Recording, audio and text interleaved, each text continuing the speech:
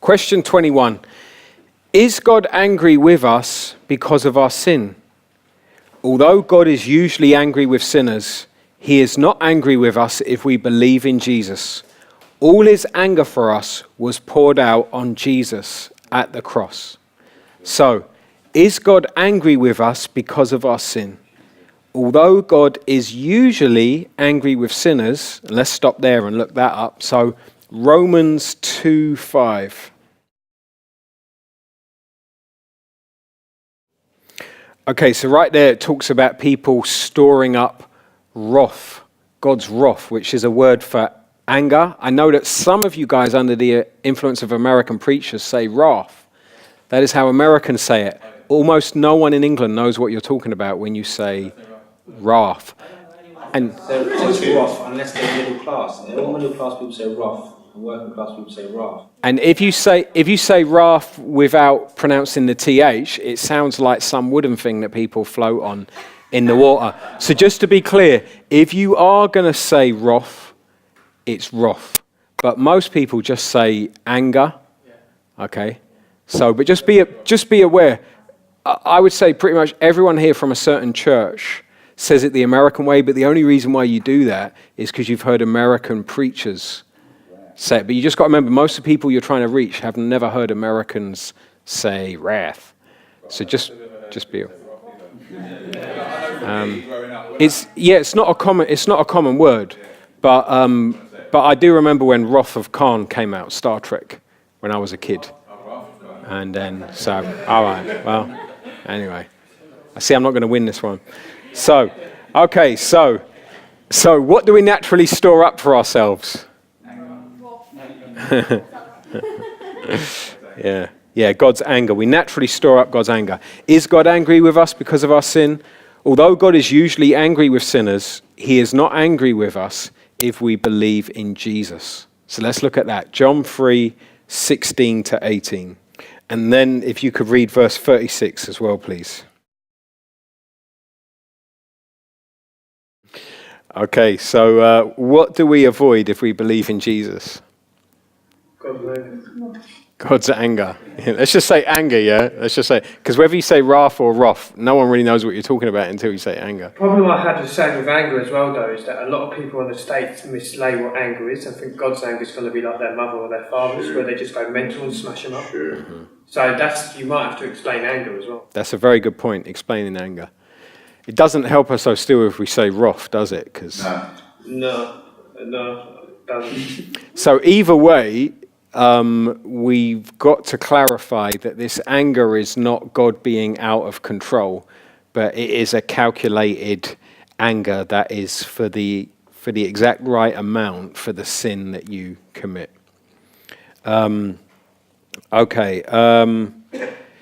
Is God angry with us because of our sin? Although God is usually angry with sinners, he is not angry with us if we believe in Jesus. All his anger for us was poured out on Jesus at the cross. So let's look at 1 John 4:10. Thank you. So there it says, he sent his son as an atoning sacrifice for our sins. Can someone tell me what the ESV calls it? Propitiation. Okay, so propitiation or atoning sacrifice, the question is, do you know what an atoning sacrifice does? There you go. So what does an atoning sacrifice do? Anyone know? Normally when you take people through the Catechism, they don't know, so there's nothing wrong with not knowing. What's that, Jazz? Turn away God's anger. Yeah, it turns away God's anger so that he can be pleased with us instead. It's a term that ancient Greeks would use for sacrifices, so it's not just a biblical term. It's a term used for turning away God's anger. The NIV translate it as atoning sacrifice. ESV translate it as propitiation. Personally, I prefer propitiation, and I like to tell people a propitiation is a sacrifice that turns away God's anger so that he's pleased with us. But you can call it an atoning sacrifice as well. So let's now look at Mark 15:33 to 34. Thank you. Do you know what the darkness symbolized? God's judgment. So if you look in your teacher's guide there, I've put darkness in the Old Testament sometimes symbolized God's anger or his judgment. So you see that sometimes in the Old Testament, that darkness is a sign of that. So it would appear that here in the story, the darkness being here, the darkness from noon till 3 in the afternoon, if you're using the NIV, is darkness symbolizing God's anger coming down. Now let's look at John 19:30. Thank you. What was finished?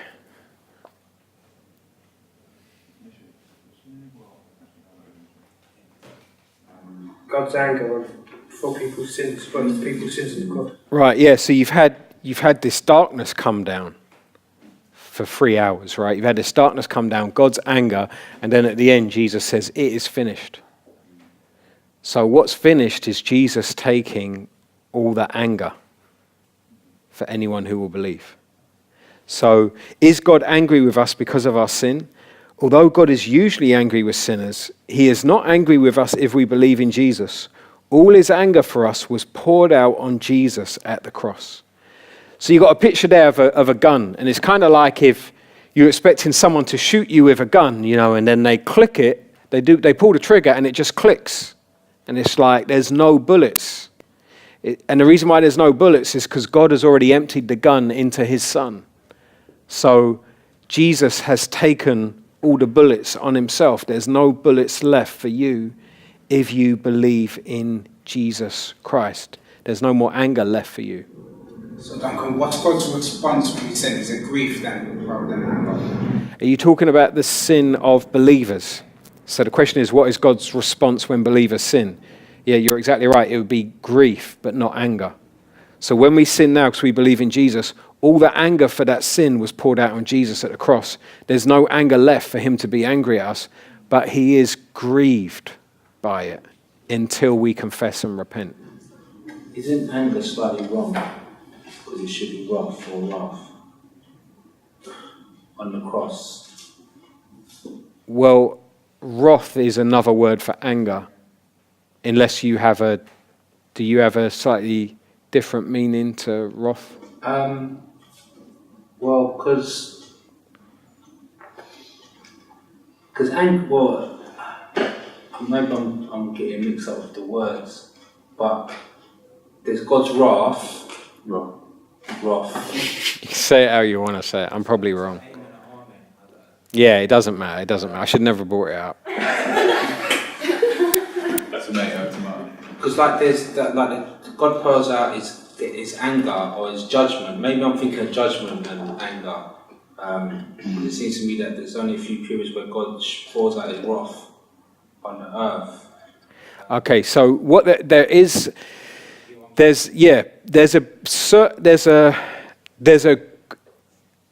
a group of Christians out there who have a certain end time view about what happens at the end when Jesus comes back. And under that view, they make God's wrath a specific category. And they say, yeah, but you will only have that kind of anger poured out at that time.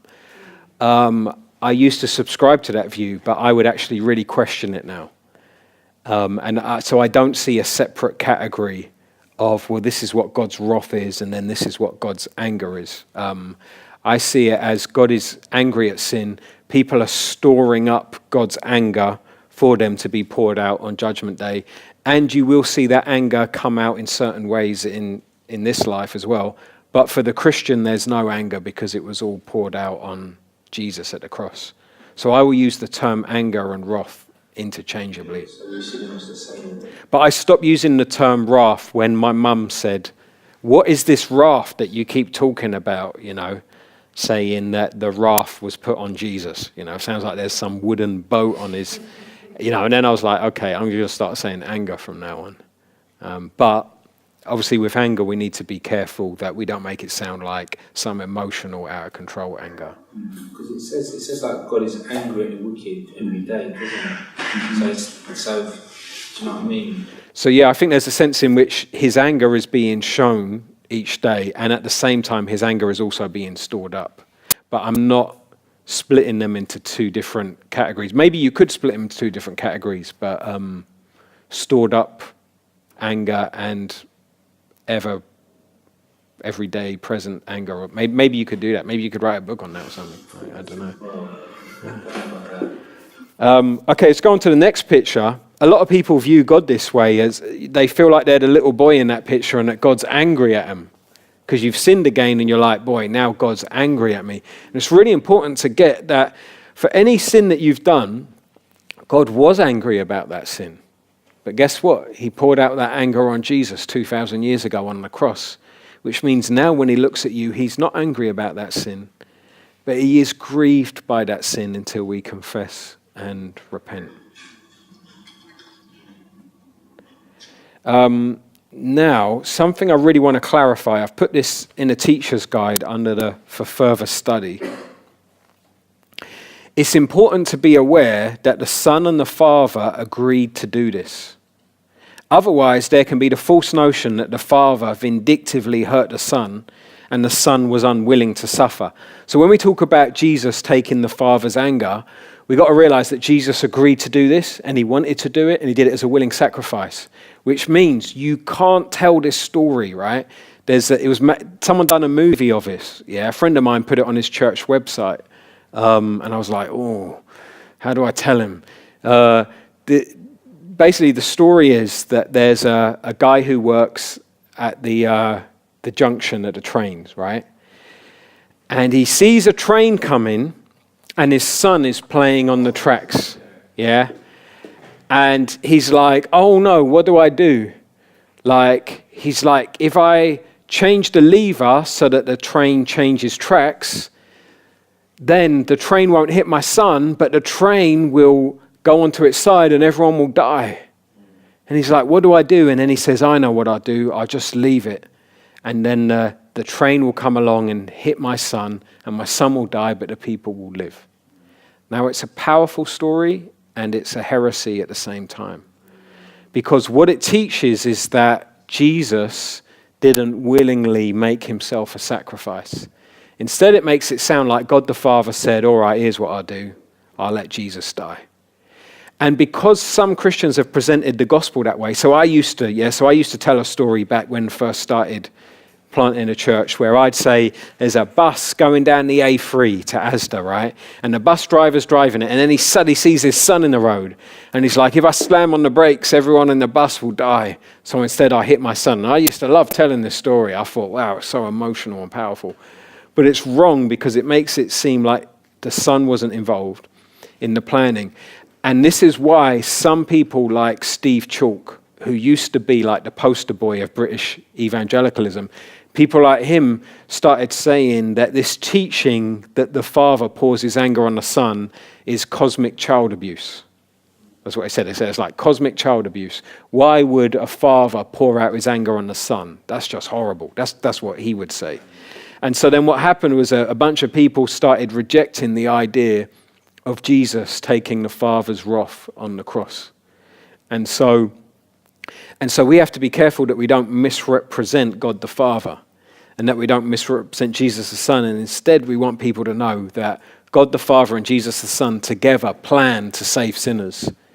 And they planned it in a way where it was like the Son would willingly go forwards as a sacrifice in obedience to his Father, but as a willing sacrifice with the joy set before him, he went to do it to save many. Any questions on that? Yeah. I don't want to take up too much time, but I think it's an important question. Mark 15, 33 to 34.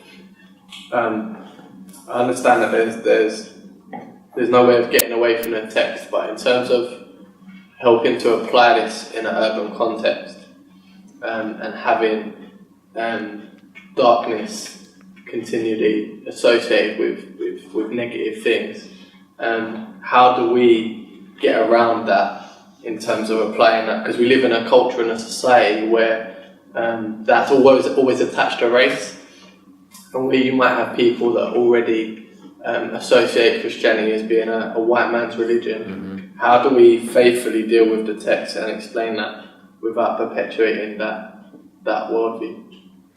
Well, I mean, so there's two ways to do it. One is if it all depends on who you're trying to reach. So, for example, if someone, I'm just thinking of a guy I know right now. If someone says to me, look, this is a white man's religion, look, it says darkness come, and you're saying darkness symbolizes something bad, depending on who they are and how well I know them, I might say, hang on a minute, mate. Didn't you say about, like, the other day you said, I went really dark back then, and you were talking about all that badness you got involved in. And then I might say, mate, even you talk about dark in a way where you're talking about negative stuff. I might approach it that way if I got a relationship where we got a rapport where we can go back and forth like that. But another way to do it is, I firmly believe we always want to use the Bible's metaphors, but want to explain them. So, for example, I'm not down with some people saying when we talk to Muslims, when we do Bible translations, let's not call Jesus a son of God because it's bad for Muslims. Like, I don't agree with that. The same way I don't think if we're trying to reach Chinese, let's say Jesus is the rice of heaven instead of the bread of heaven, you know, to help them understand it. Because then when you get to the Passover, then you've got to flip it and make it into they made rice for the Passover instead of bread. And then when Jesus does the miracle where he feeds them with bread, you've got to change that to rice, and then it gets messy. And then same way with about Jesus being the lamb. If you went to a culture, they say we don't have lambs. You can't change it into something else. And so what I believe is you say, look, this is the metaphor God's given us. And then you explain it to people and you say, listen, I understand that. I understand that some people in the context today, this could be offensive. And then you say, you got to understand that in Jesus' day, it did not have that connotation. You know, so there's a lot of times I would do that in the Bible, like especially about slavery. Like explain to people, slavery in Bible times is nothing like the slavery that we saw a while ago in America and that England was involved in trading. It's totally different, and I would take time to explain. But I don't like to change the word slave. I think the Greek word doulos should be translated as slave. But then I like to spend time explaining it to people and say this is not talking about racial slavery, what we've seen in our bad history. So that's kind of so I'm basically saying there's two different ways I'd approach it, depending on the rapport I got with the person. Does that make sense? But ultimately, I trust God that he chose that metaphor of darkness. So I trust him, he knows what he's doing, and then I just explain it in a way to try and be sensitive.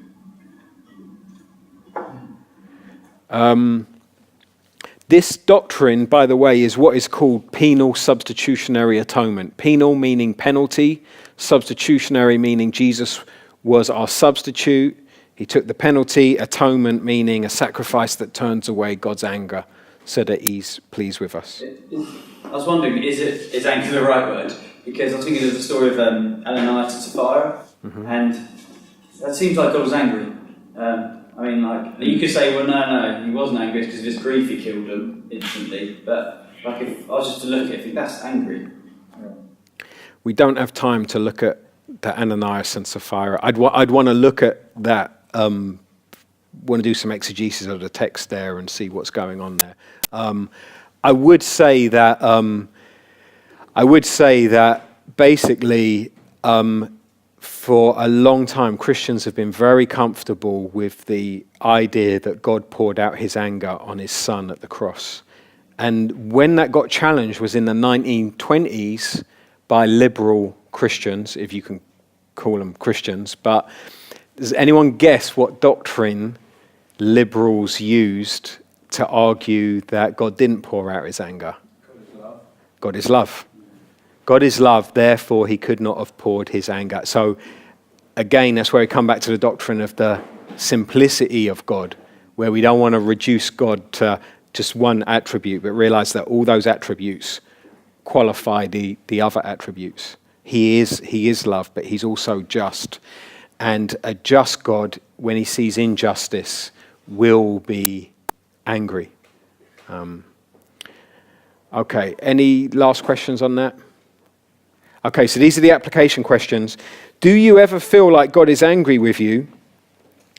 Next question, do you feel he is angry with others at church? Yeah, because sometimes people are like, well, I know he's not angry at me, but he must be angry at them. Who do you view as more of a victim, yourself or Jesus? And this comes back to the victim mentality that we all suffer with.